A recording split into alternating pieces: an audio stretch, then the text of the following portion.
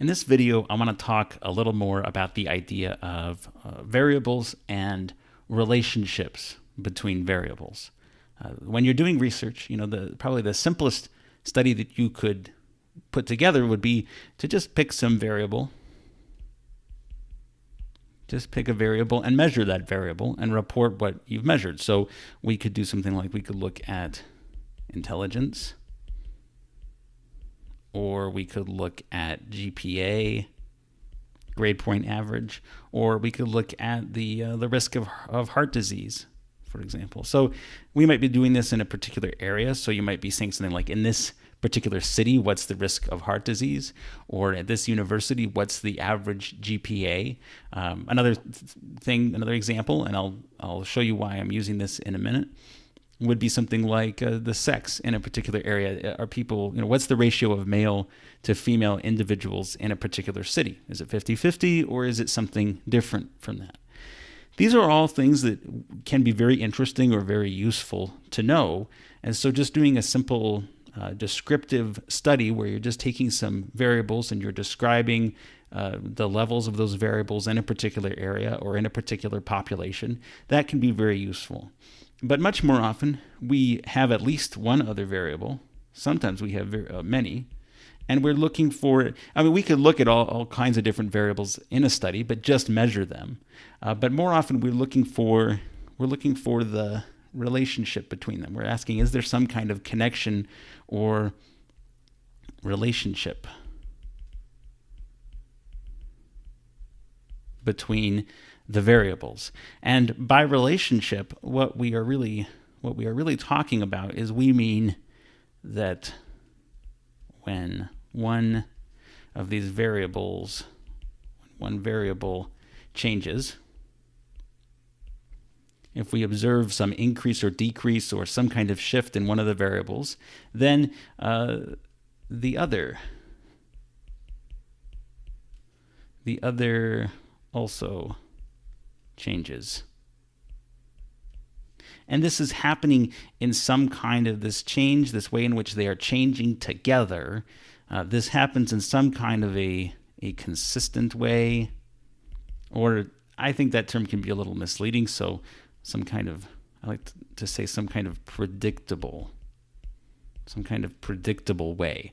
And I'll give you some examples of this. So instead, we could measure the level of, say, intelligence or GPA, but we might be more interested in looking at both of those in the same study. So we go out and we measure in a single individual what is that person's IQ, for example, and what is their GPA.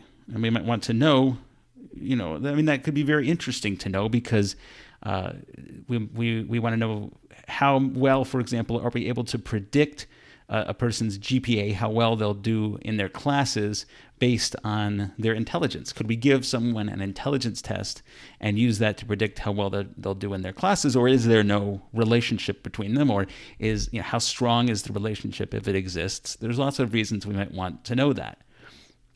So we go out and we measure both of these things in a number of people, and then we can graph the results, and we would use something called a scatter plot to do this.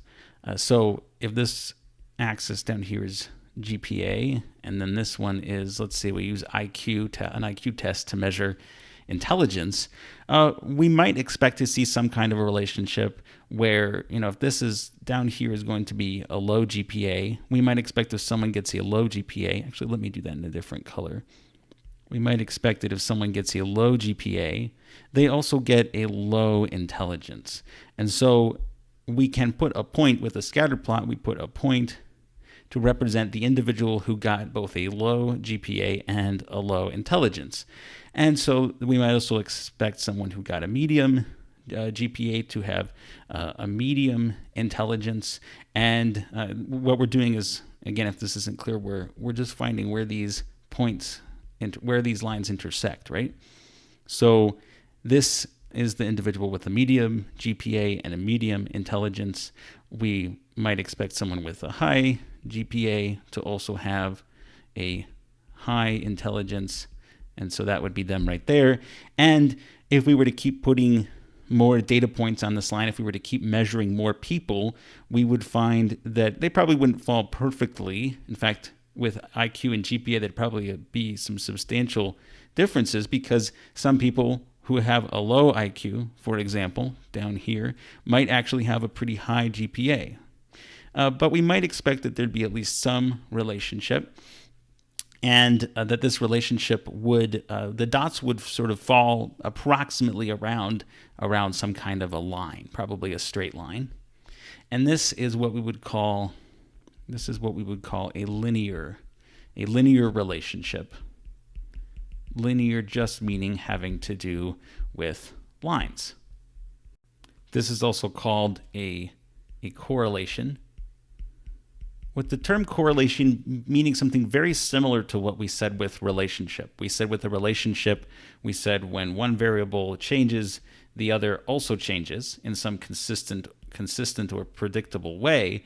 A correlation, it means exactly that same thing, except it specifically is talking about that when one of the variables increases, like when GPA goes up, then IQ in this case also goes up. You could also have a case where as one variable goes up, the other one goes down. So correlation is very similar to what we mean by a relationship. It is a type of relationship, but it specifically means having to do with some kind of consistent way in which as one thing increases, the other is increasing, or as one thing increases, the other is decreasing. Now, I want to show you that that is not the only kind of relationship that we could have. So, for example, we could do a study where the two variables we could measure sex in terms of, let's say, male or female. And we could measure, let's say, heart disease risk. How likely is a person to die prematurely of a heart attack or some other form of heart disease or cardiovascular risk, that kind of thing. And what you will notice here is that this is not the same sort of, we're looking for a relationship, right? We're looking for some way in which when one variable changes, the other also changes in some predictable way. But this isn't a correlation because these variables, sex in terms of someone being male or female, this is what, if you recall from one of our previous videos, this is a nominal variable, right? A nominal or category. This is a nominal. A nominal scale of measurement, or what we call a categorical variable, meaning that we just have two categories, male and female, and when we measure this variable in someone, we just mean that we are putting the person in one of the categories or the other. So we're saying participant number 14 was male, participant number 15 was female. And we get a count of those individuals, and we also in those individuals measured their heart disease risk. And so the way we would display that in a graph is we'd probably do it as a bar chart. So we might find, and this is similar to some real results that have been found, that that males have a particular level of risk, right? And females have a somewhat higher risk. Okay, so does this fit our definition of a relationship? Well, yes, because we said a relationship between variables means that when one variable changes, the other also changes. So in other words, if someone comes into my study and I see, or maybe I've done this study and then I go out into the world and I see someone, and they say, okay, this person is male, then they are on average going to have a lower risk of heart disease, not dramatically so, but a lower risk. If they are female, they're going to have a higher risk of heart disease. Actually, I should say technically the research on this is the risk of them dying from heart disease, and why they think women are more likely to die of heart disease is kind of interesting to read up on, but I'm not going to get into that here. The point is that as our sex variable changes, in terms of we're looking at someone being male versus we're looking at someone being female, we are seeing a change in their risk of heart disease that is consistent or predictable. We can predict what their heart disease risk will be based on their sex. Not perfectly, by any means. These are average levels, but it gives us some improved ability to predict because we have seen that there is some kind of relationship between these variables. One last type of relationship that I will mention, and I'm not going through an exhaustive list of every sort of relationship that you might see, but one other possibility would be something like this, where we have, let's see, what do I want to do this with? Oh, yes. Let's say this is a variable that psychologists call arousal. Arousal, it does not necessarily mean sexual arousal, which might be the first thing that comes to your mind, but physiological arousal, how alert and excited is a person. So if someone's very nervous or stressed, for example, that involves a high level of arousal. And on this axis, we're going to put performance.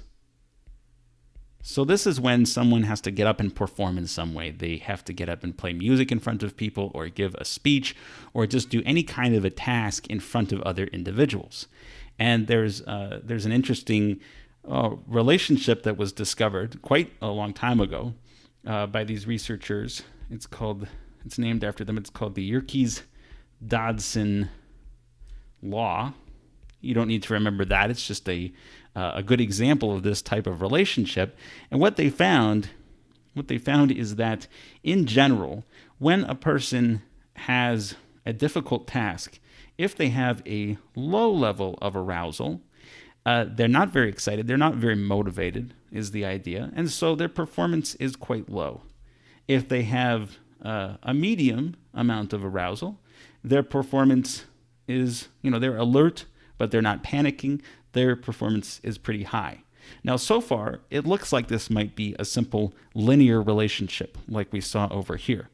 But if we go ahead and measure people in a very high state of arousal, like when they're under a lot of stress, or they're to the point of perhaps even panicking, then when they have a very high level of arousal, you might also realize that they're probably going to perform pretty poorly. They're going to freeze up and not do well on the task. So if we continue to measure people with different levels of arousal and performance, what we're going to find, and this is the Yerkes-Dodson law, is that the relationship looks somewhat like this. This is called the general term for this is curvilinear. So you can see it's linear relationship, meaning it has to do with lines, but it has to do with curved lines. So it's not following a simple straight line relationship like we might expect to see with something like IQ and GPA. I should mention, just to be accurate, because this is usually left out when people talk about the Yerkes-Dodson law, that this specifically refers to a difficult task, something that's very hard for you to do. It turns out if you have a simple task, an easy task, that follows a different sort of relationship. That would look more like this. And in that case, what we see is that it's simple. When they have a simple task, if you are not very aroused, then you perform poorly. Even as you get more aroused, more excited, more motivated, you perform better and better. This doesn't, as you get to be, in panic mode and you're extremely aroused, that doesn't interfere with your performance if the task is very simple. Even though you're panicking, you're still able to do it because it's such an easy thing for you to do. And so the idea is, for example, if you're a musician and you know that you're going to be under a lot of pressure up on stage, you need to practice to such an extent that it becomes an automatic skill for you, that it becomes a simple, easy task for you to do. And then you will probably perform better under the pressure than you might if you were just messing around and didn't really care. But that's not the real point. The Yerkes-Dodson law is not what I'm trying to get you to remember. This would also be an example of a curvilinear relationship. So curvilinear relationships, the curves could go in all sorts of different ways.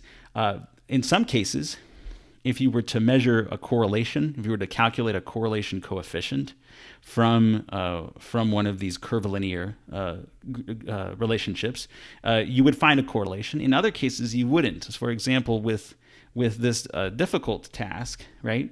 If you were to calculate a line, a correlation coefficient, the line that sort of might model this, well, there isn't a line that is going to show some kind of positive or negative relationship. If that didn't make sense to you, that's okay. It's not the biggest point here. The biggest point, the main thing I'm trying to show you is just some examples of different sorts of relationships that we might be looking for between variables, and the kinds of ways you would actually display those graphically, that you would plot them on a graph to look at the nature of the relationship.